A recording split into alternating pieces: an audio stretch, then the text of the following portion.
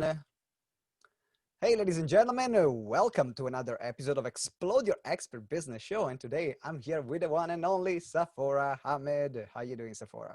Hi, I'm doing really well, thank you.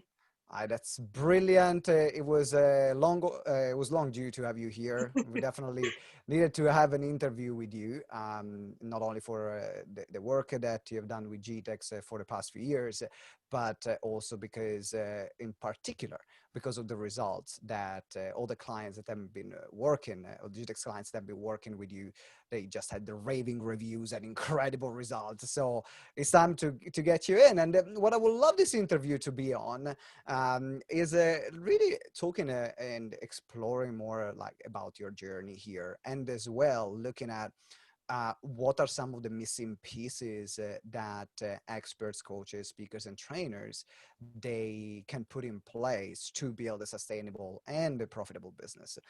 So let's start with you. Like, what led you to this industry, doing business mentoring, and what you do now? It's been like I think most people that come into coaching consulting world, they don't necessarily plan to be there, but that's where they end up falling into, and that's very much what's happened with me.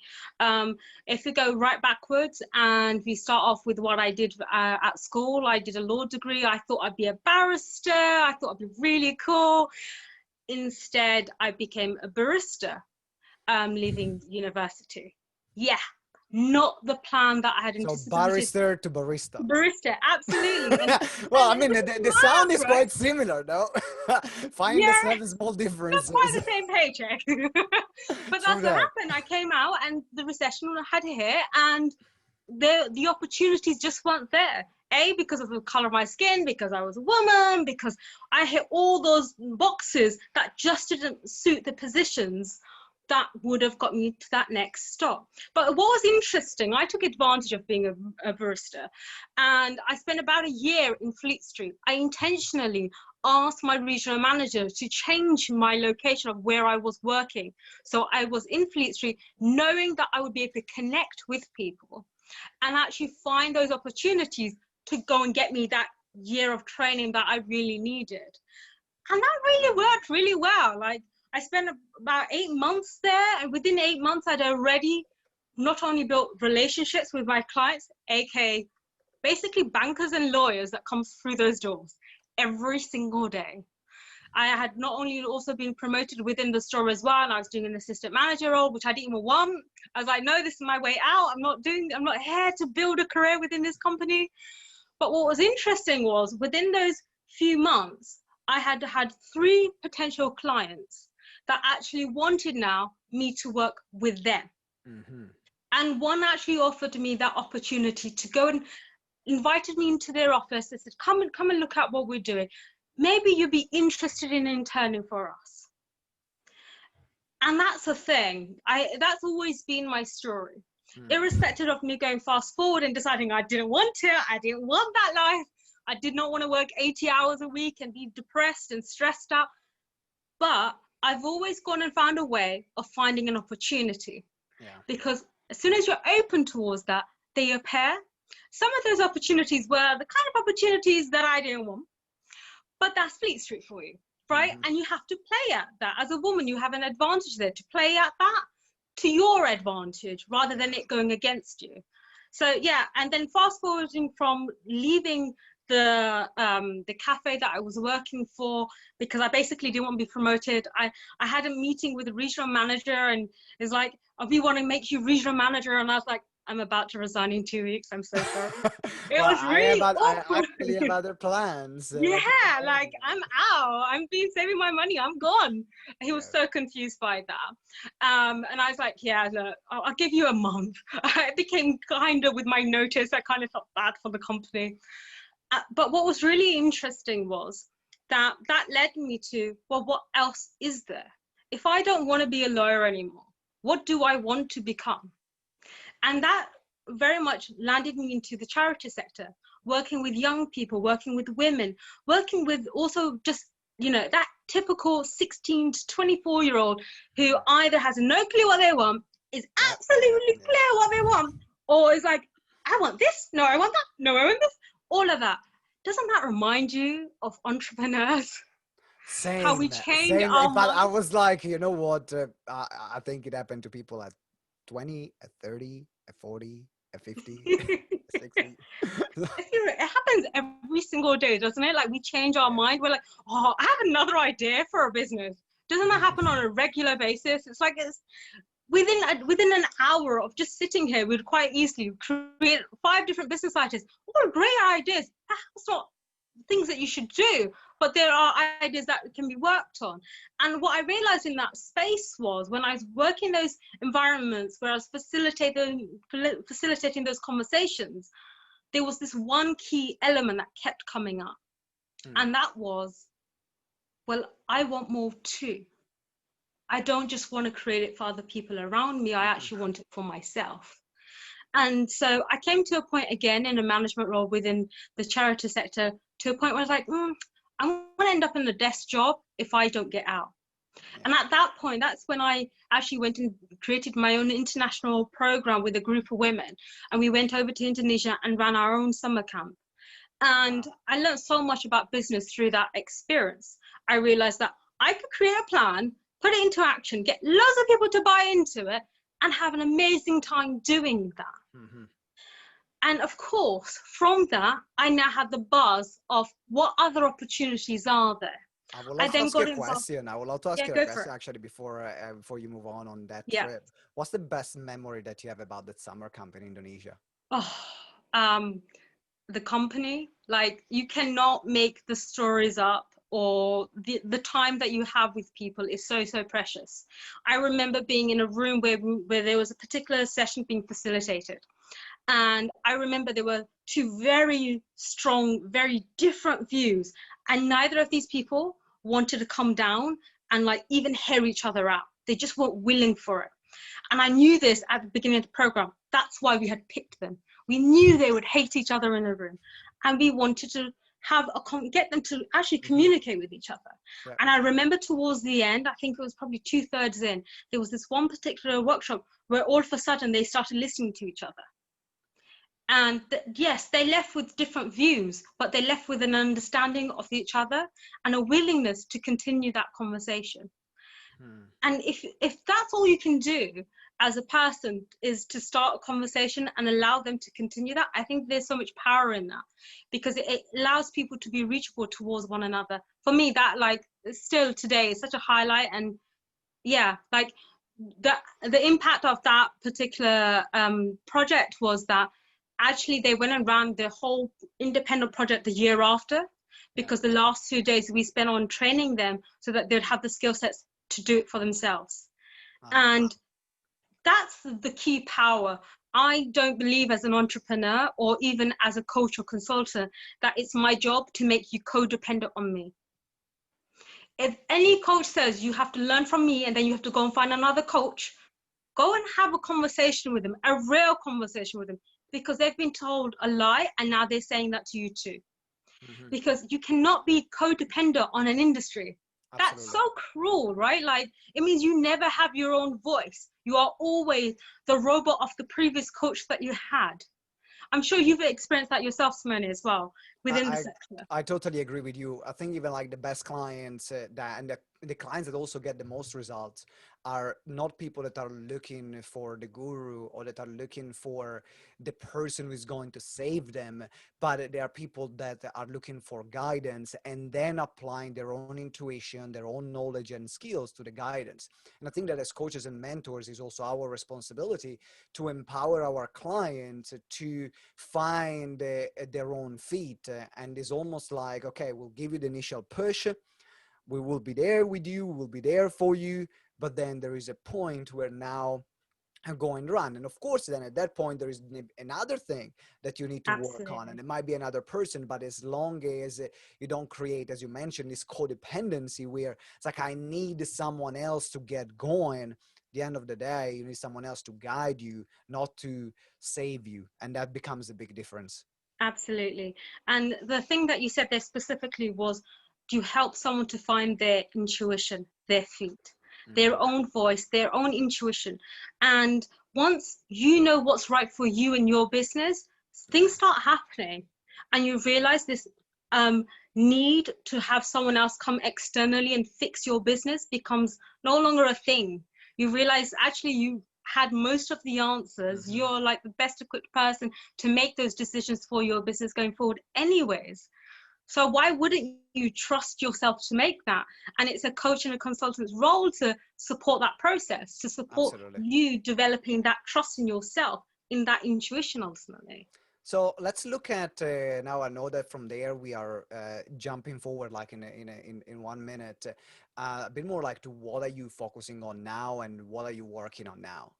Awesome. So right now, moving forward, obviously I spent a number of years within the charity sector and then came to a point where I'm sure most people have. It's but that point where you realize, oh, I'm helping other people, but I'm not helping myself. Mm-hmm. And like we've all been there on some level where you're like, that doesn't quite work. I can't tell a young person to go and live out their dream if I'm not living out my dream. There's a real integrity issue there. And that led me to exploring what does entrepreneurship actually look like? What part of it do I want? And I realized very quickly, goods were not my thing. I like talking to people. You can't talk to a product. It's a bit dull. Well, I mean, you can. Oh, yes. But don't expect. Cuckoo. Oh, dear. And I realized that actually I also wanted to have that face-to-face interaction with people. I flourish when I'm able to, banter off Simone like we are right now. Mm-hmm. Being able to have that environment where you're actually building yourself up as well as someone else on the way. There's like a sweet spot where you get to do that as a coach. You learn about your client as you're actually like serving them, and vice versa. And I think there's a really lovely dynamic that comes to you actually. And so moving on to what I'm doing now, I specifically work with women, and I've decided to do that, and I've really put off doing that for a long time. And I know Simone knows that, like I've really put that off. But I keep end up working with It kept coming women. back. It kept coming back. I'm like, at some point you gotta stop ignoring that. I know. And there was a part of me that didn't want to give into it because ultimately there's this need of wanting to do more, and you're like, but if I niche it, that means I can't do as much. And that's not true. As soon as I help a woman in her business, she's now able to go and hire men in her job. Like actually jobs that are created from that. There's other opportunities. It doesn't mean I won't work with men ever again or anything like that.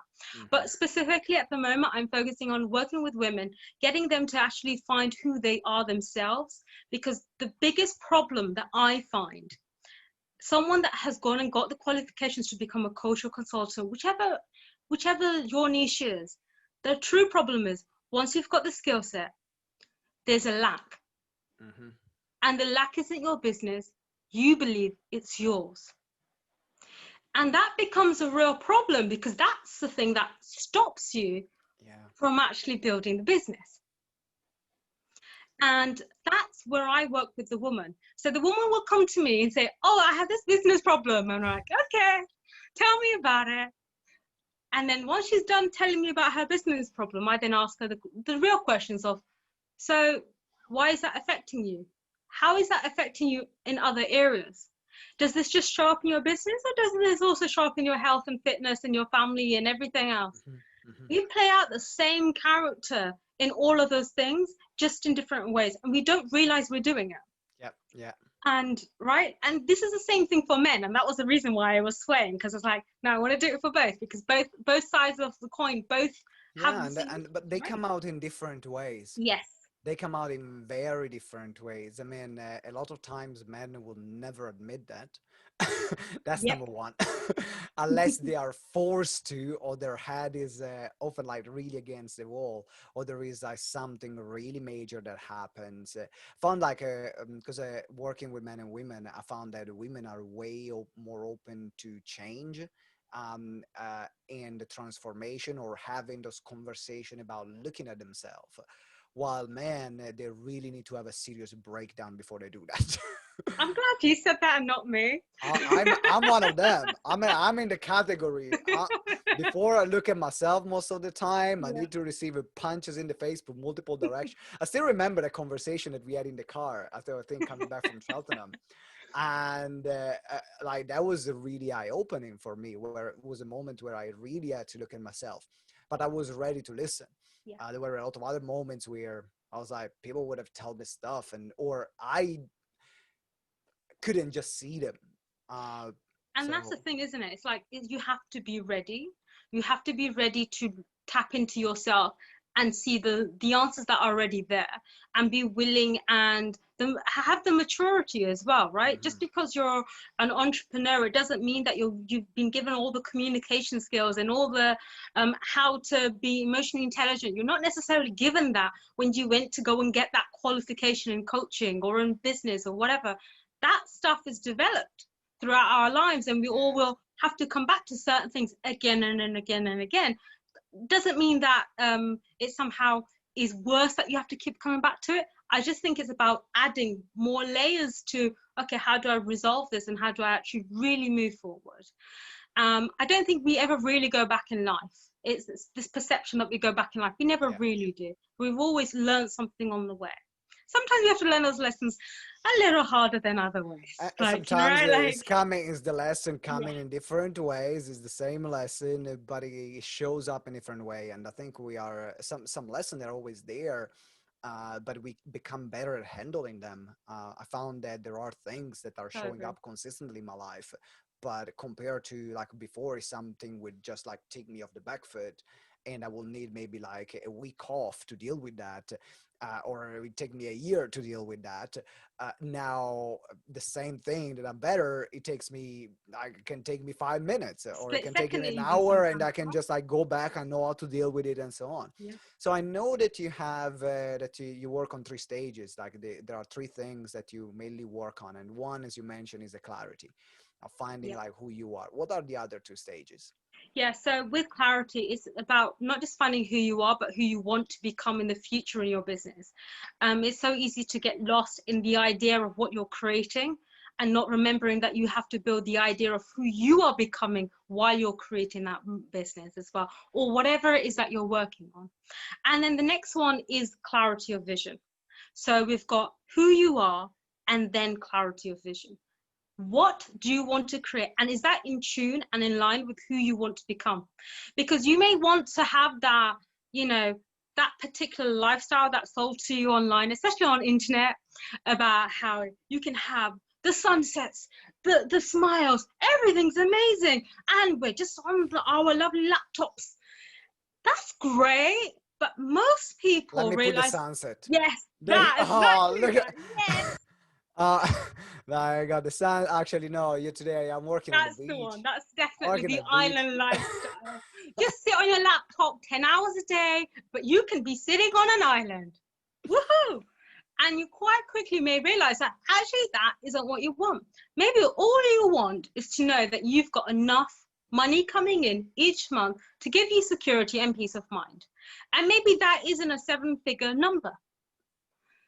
That all of a sudden takes the pressure off actually what you're trying to create as well. But then to go a step further, now you're also balancing your business with the rest of your life, because no one wants to be on a laptop for 10 hours a day, or unless you are that person, and that's totally fine. We just wouldn't work together. I'm not about that. If you're that person, you keep doing it. Find someone else. Because I don't believe in that at all. But that balance is a real juggling act, and I'm sure, Simone, you'll have your own examples of this. I definitely have my examples of this, where, for instance, this year I've really focused on spending time with my sister, who's just gone Yeah. through her A-levels, has just about found out that she's gotten into the uni that she wanted, and all of that. Congratulations. I know I Thank know you. how much, like, I remember you telling how much you was stressing out about that, Yeah. and then all the shamble that happened with the exam results and so Yeah, on. So it's been unkind to everyone across the board, and she was I very know. fortunate to get into the university that she wanted. But like, naturally, I know if that's on my mind and I have to be there as that supportive sister, ultimately carer, I have to create the space for that, and know that other areas will be affected by that. And you will have your own example of that, right? Like we all do. We all have our examples of things that there will be other things that we will ultimately take responsibility of and make sure that Mhm. we're taking care of each area of our lives. And that's really important and really key. But that balance should be created in your vision, Yeah. not just let me create a vision board. Woohoo! I don't know how I'm I gonna know. do any of it. What That I would shouldn't love to happen. know now is what are the other two steps, and then we might have to do a round two because we got to wrap up the interview in a minute. So let's give a brief description of the other two steps, and then we will do a round two to then go deeper in all the three steps because I That's know totally fine. they're fascinating. Absolutely. So first one is self-exploration, figure out who you are. The second one is getting that clear vision and then actually creating what it is that you truly want with the balances and checks in place in your vision so that you're not doing that later on. And then the third one is implementation. Finding ways that work for you and with you to create the life that you actually want versus just creating loads of to-do lists. We all can create a to-do list. They are horrible. They're useful if you do them right and if you do them in a way that suits you. But a to-do list that may suit Simone will not suit me, and Mhm. vice versa. And I think it's really important to have those plans and structures in place that actually encourage you to keep moving forward in whatever it is that you want to create. And it can be something really small. It doesn't have to be a business. It can be that actually you just want to get that next promotion and you're trying to figure out how to do that. And the reality is, you know how. You just need the support in getting there. Yeah, that's brilliant. So thank you very much, Safoora, for being with us today and for Been a sharing your pleasure. journey. And I think as a key message, what I would love to take away and what I took away is the power of finding some like really truly being yourself, because it's easy to live a life focusing on what other people are doing, what other people are building. But when you're truly committing and say, actually, no, this is me and this is what I want to create, and this is what I'm going to give to the world, and you find that alignment, then you have joy in what you're creating. You're creating something that is an extension of you, not something that is an extension of someone else. And that's a really, really powerful, and I think the best starting point for every person. And also, if not a starting point, a thing to remember like as you grow along the way. So if someone wants to reach out to you, work with you, what's the best way, Safoora? Yep, just connect with me on social media. I'm happy to continue the conversation.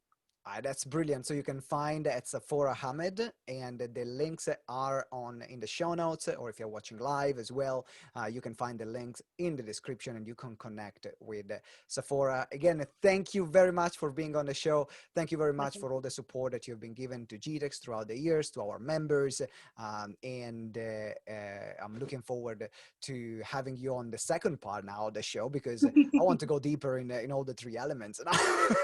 We started, we gotta finish this. So thank you, Safoora. Thank you.